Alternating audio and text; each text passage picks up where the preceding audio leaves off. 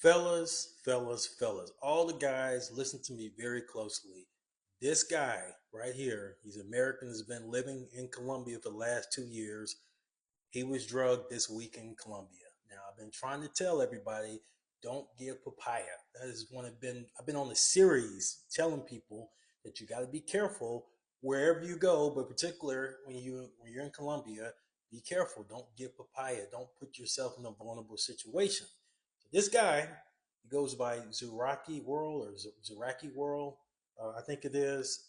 He is an influencer. He actually has some decent content on Instagram and TikTok regarding Colombia, his life and experiences in Colombia as an expat. Decent material, but unfortunately, he made a bad decision this week, and he let two girls that he really didn't know in his apartment, and they actually cooked for him and they put some scopolamine in his food, which is a drug that basically incapacitates you. It puts you in like a zombie state where you can't think, you can't move, you can't function. And they stole all of his stuff. So they stole his laptop, they stole his cash, they got into his accounts. This is what I've been trying to tell you guys. You can't give papaya. He got caught slipping straight up. He paid for it. He paid for it big time. You have to use this head, not the other one. Use this one. You hate to hear about things like this, but when you make bad decisions, they come back and they bite you. You know where.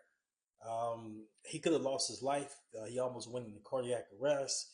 If you go on his page, he has videos on this. And look, this video is not to try to shame this young man or try to make him feel bad or try to exploit his situation.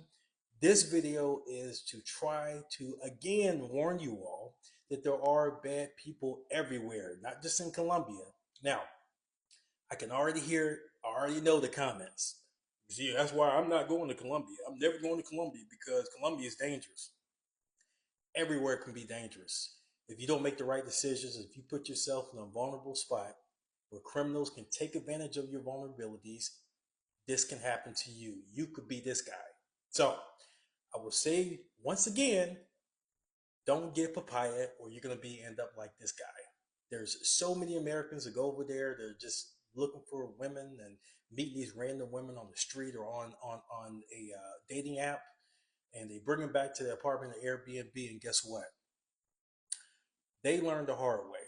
So don't you learn the hard way. Be smart. This guy is actually he's actually got a good positive attitude about the whole situation.